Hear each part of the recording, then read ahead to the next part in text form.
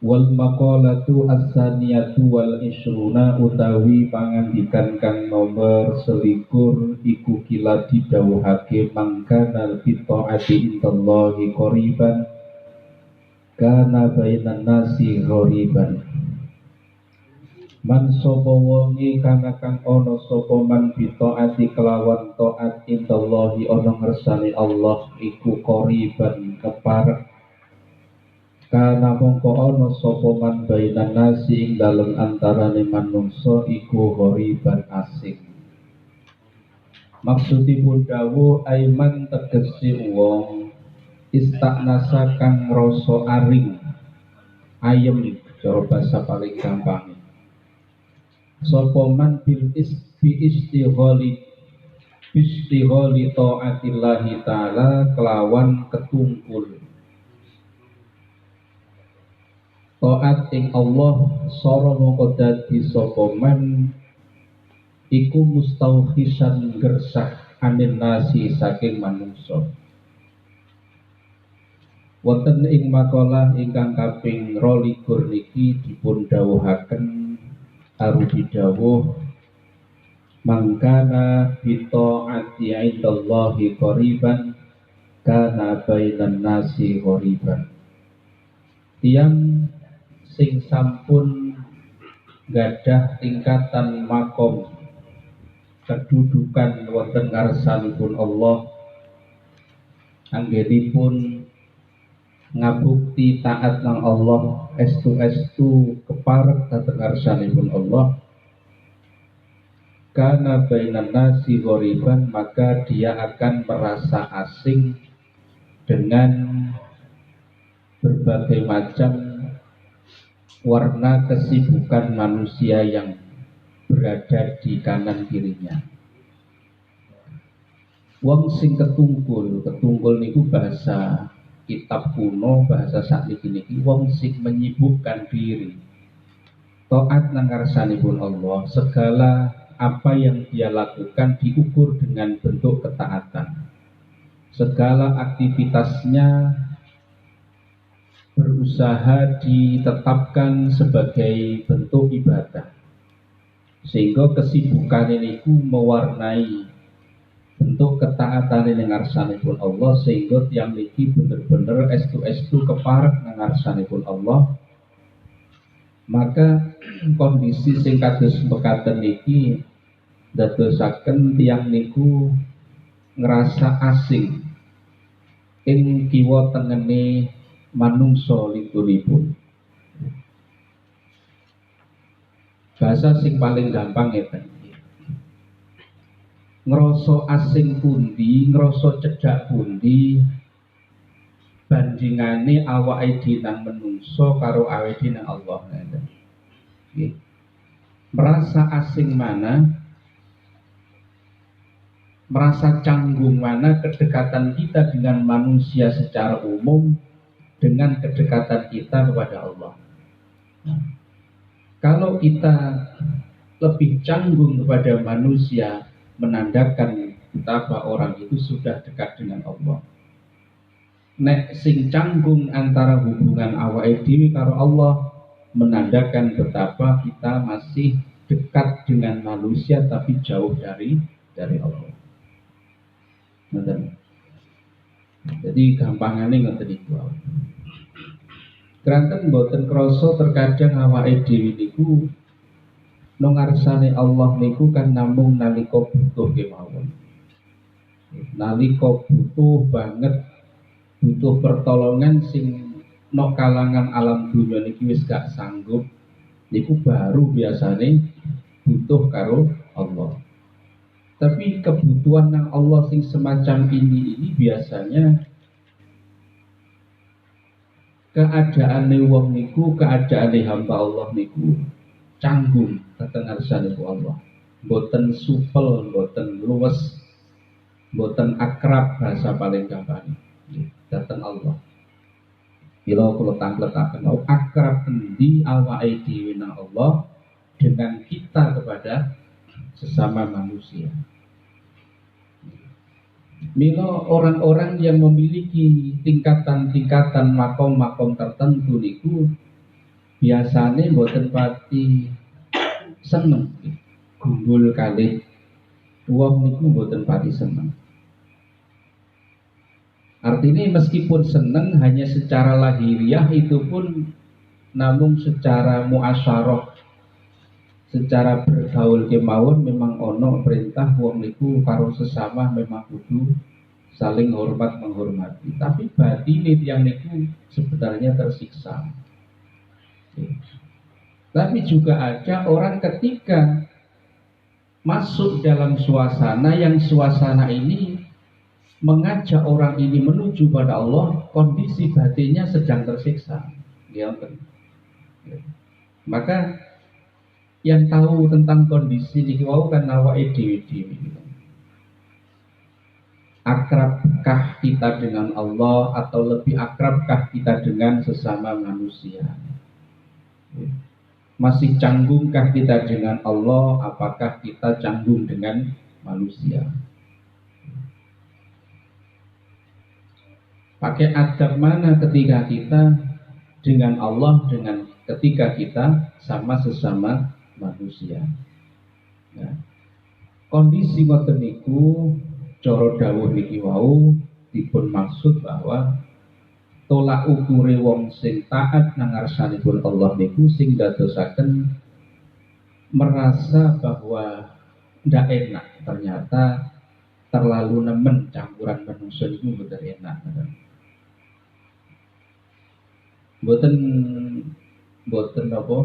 Mboten dadosne tenange pikir, mboten dadosne tenange ati. Iku tapi bagi niku lho nggih, bagi wong sing wis kehidupannya itu diwarnai dengan ketaatan-ketaatan sing koriban, sing parek temenan. Kalau Allah sudah tidak ada batas, bercengkrama dengan Allah sudah tidak ada batas, sehingga menjadikan dirinya itu tidak merasa tenang, tidak merasa damai ketika berhadapan atau di antara kanan dan kiri manusia.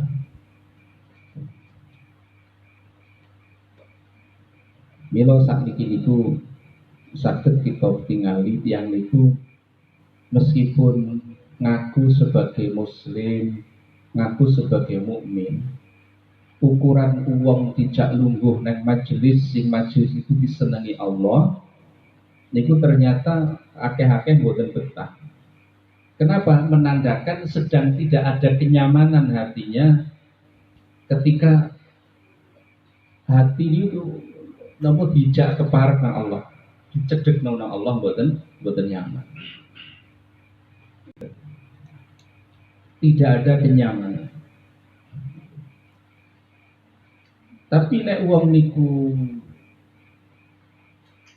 wis duwe tingkatan makom, kondisi keadaan wong itu selalu menyibukkan diri dengan Allah, sak wayah-wayah niku sing paling dipun boti nggih namung Allah.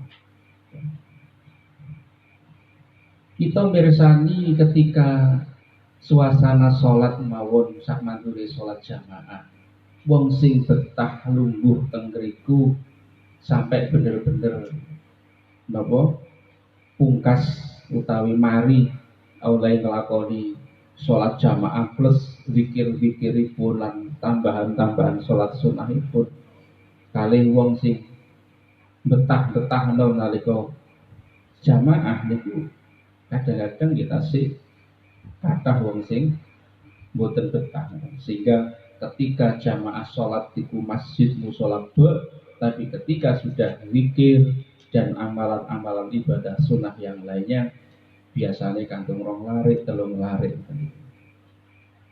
Niki mawon kena digawe tolak ukur bahwa tiang itu sebenarnya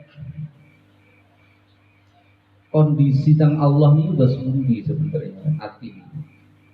Ketika dihadapkan dengan Allah, merasa dirinya tidak pede, merasa dirinya tidak nyaman, merasa dirinya tidak tenang, boten penak. Ketika podo nalika awake dhewe niku berhadapan dengan orang yang ketika kita berhadapan itu gak nyaman, mesti kita yang berusaha menjauh. Gak nyaman musuh ini ya, misalnya kita yang berusaha untuk menjauhkan diri.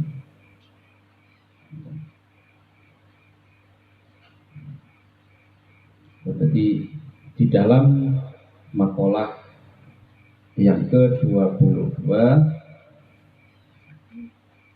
rupanipun dawuh niku wau, man kana bi taati indallahi qariban kana bainan nasi qariban.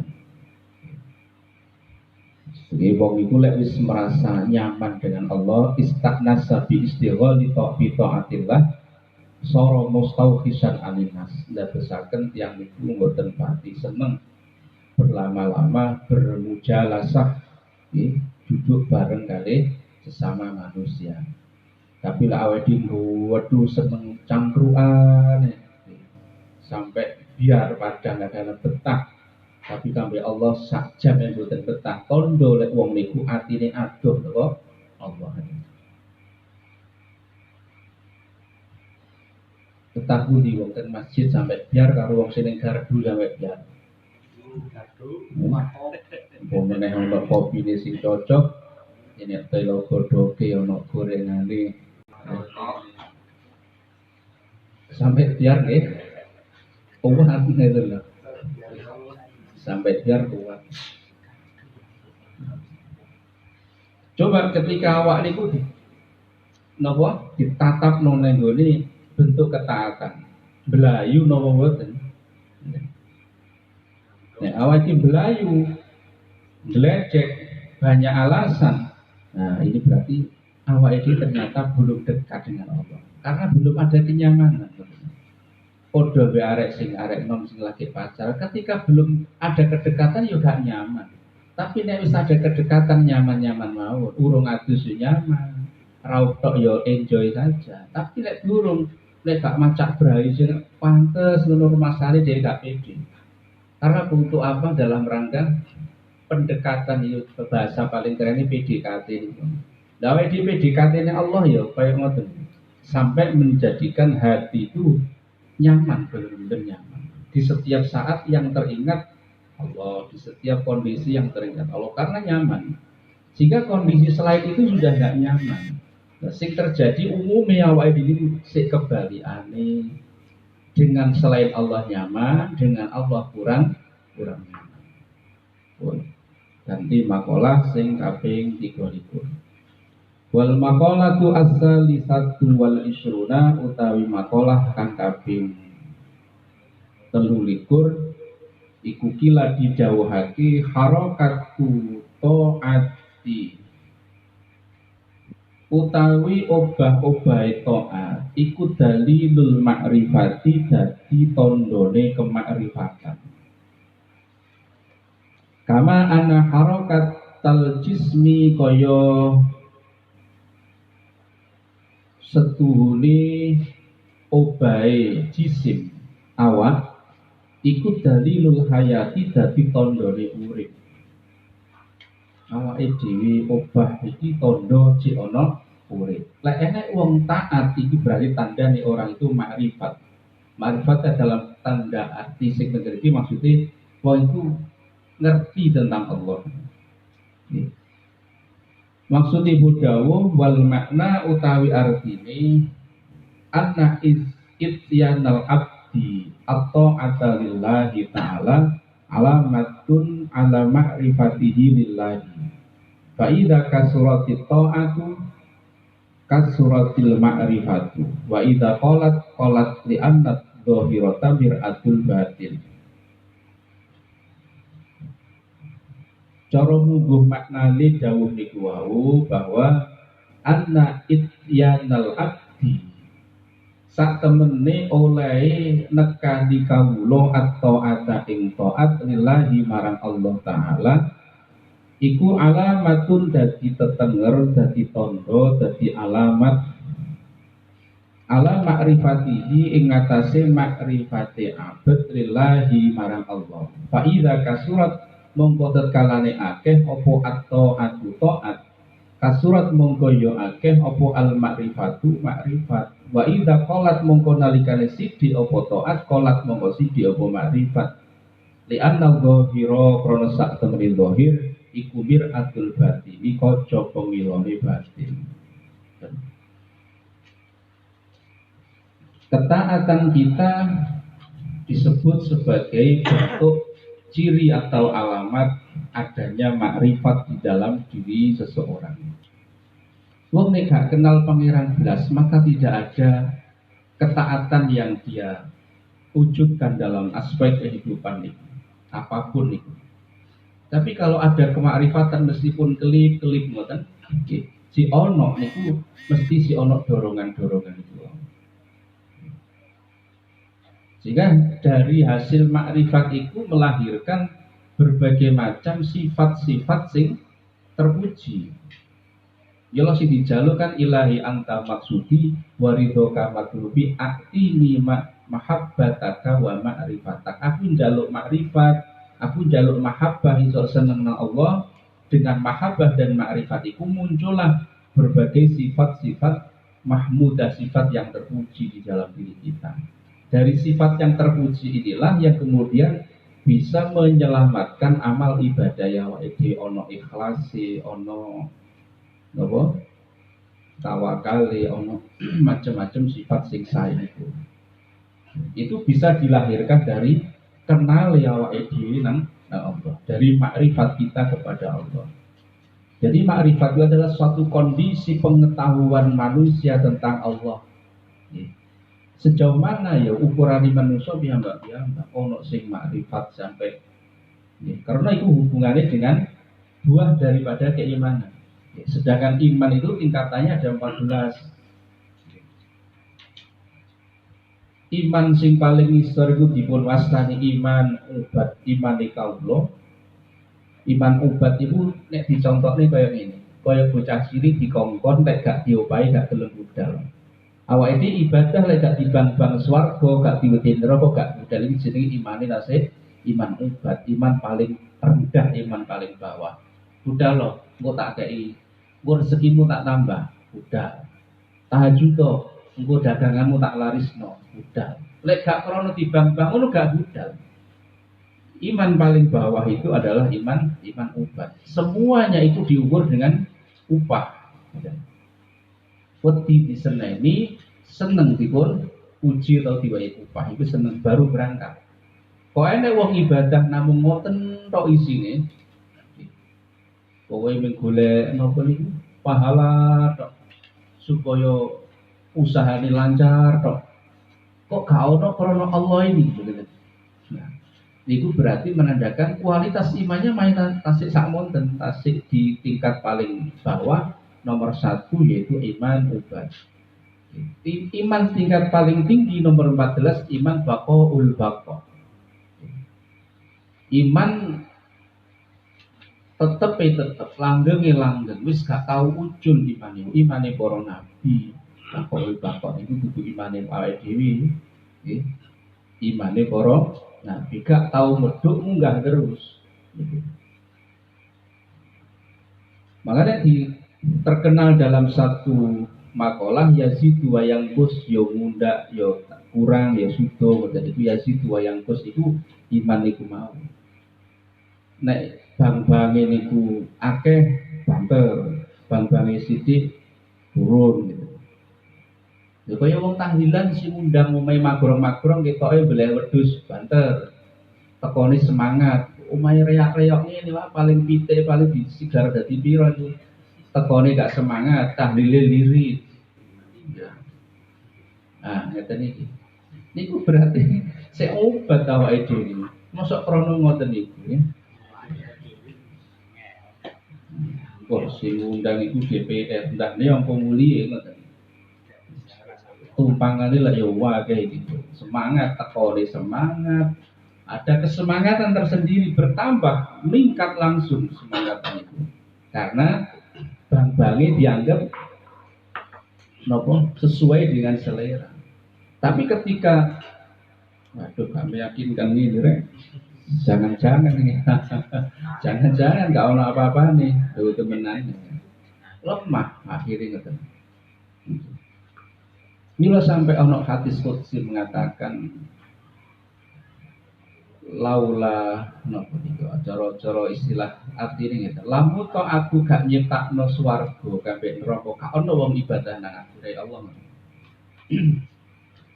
Laula khalaqtul jannata wan nara lam obitu dawuhna. Lamun to aku gak nyiptakno swarga gak nyiptakno neraka kok ketoke gak ana wong ibadah nang aku. Itu Allah dhewe sing dawuh. Dan tapi kenyataannya kan ngoten. Wong iku seneng lek ngaji tentang pahala, tapi gak seneng lek ngaji ngonceki elek awake dhewe. Gitu. Kemang ngaji ngonceki awake dhewe tok itu gak seneng. Akhirnya padahal itu sing paling penting ku ngaji ku ya sing nyambluki awake dhewe iki. Awake dhewe disabeti ngangge kajian-kajian iku mesti ngono. Tapi nek ngaji awake dhewe mek dipuja, di apa itu dirungguhno ning papan sing nyaman, sing enak, itu gak nyampe. Nah, kita itu niku makanya iman itu munggah seiring munggah iman itu bertambahlah ma'rifat. Dari ma'rifat itu akhirnya akan bermunculan sifat-sifat yang terpuji dalam diri kita. Dari nur ma'rifat itu. Karena apa? Orang pasti karena ma'rifat itu mau akan memposisikan dirinya seperti apa yang dia ketahui. Jadi misalnya nek wong dengan pandangan kemakrifatan ini arepe memperlihatkan amal ibadah ning arepe wong kok gak pantes. Wong amal ibadah iki aku yo ora ngerti diterima apa ditolak kok tak pamer-pamerno. Wis mending tak simpen. Itu karena orang tahu tentang ada nur makrifat di dalam dirinya. Sehingga itu kemudian orang itu menjadikan dirinya itu tadabbur nangga saipun Allah, selalu ingat pada Allah bahwa yang paling pantas untuk senantiasa dipuji tidak ada lain kecuali Allah. Sehingga dirinya selalu memposisikan seperti itu. Dari kesadaran itu dari pengetahuan makrifat itu. Lah makrifat itu nopo? Makrifat itu buah dari 3 ilmu. Kula sing terangaken niku perpaduan antara ilmu syariat, ilmu thariqah, ilmu hakikat ndadosaken buah sing jenenge makrifat. Jadi ilmu niku namung 3. Lah enek wong ngaji makrifat, ilmu makrifat. Makrifat itu sudah bukan ilmu. Jadi ilmu itu dari risalah Kanjeng Nabi, syariat, thariqah, hakikat.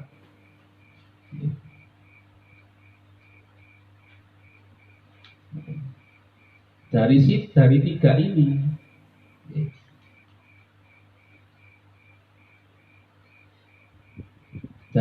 ini kemudian melahirkan makrifat. Makrifat itu sesuatu yang baru yang timbul setelah kumpulnya 3 hal ini.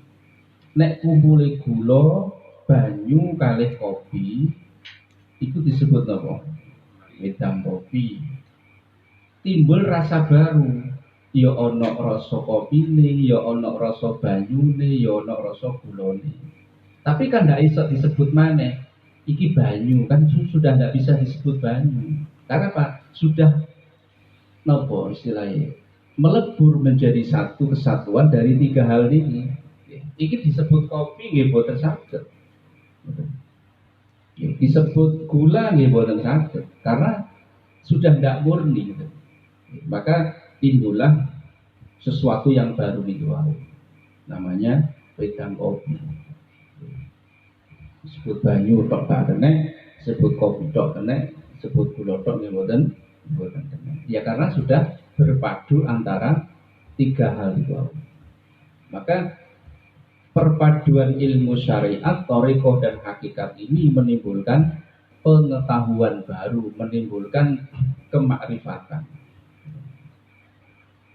kepahaman yang lebih daripada sekedar ilmu tadi. Nah, secara digambarno syariat ini koyok perahu, thariqah ini koyok segoro, hakikat ini koyok mutiara di dasar lautan. Maka ketika kita mau mengambil mutiara di dasar lautan, naiklah perahu, berjalanlah menyusuri sampai ke tengah daripada samudra. Tugas si thariqah iku nggawa nang tengah samudra, tugas si syariat iku mot wonge numpak perahu. Jadi semua amal ibadah itu sebagai tumpaan kita agar sampai ke tengah samudra. Hanya sampai kepada tengah samudra. Nah, istiqo tengah samudra, maka silepo lulupo wong itu, tenggelamlah orang ini, untuk ke dasar laut yang mengambil yang namanya mutiara tadi. Tanpa wong niku numpak perahu ke tengah samudra, langsung sama ngelangi teko ngene pinggir teko tengah, dijamin 1 kilo paling-paling wis. TNI niku pasukan amfibi niku kuat pirang kilo iki coba lek ngelangi niku. Kan nggak mungkin sampai teko ngene. Paling wingi Selat Madura sampai teko ngene. Surabaya berapa kilo namun. Tapi kalau kita bicara sampai ke tengah samudra, tidak ada orang yang kuat, maka butuh yang namanya perahu, butuh yang namanya motor yang menghantarkan kita sampai ke tengah samudra. Lalu ke tengah samudra niki tugasnya awake dhewe ucul, jebur nang segara, ninggalno perahu niki wau, akhirnya sampai kepada yang namanya mutiara di dasar laut tadi.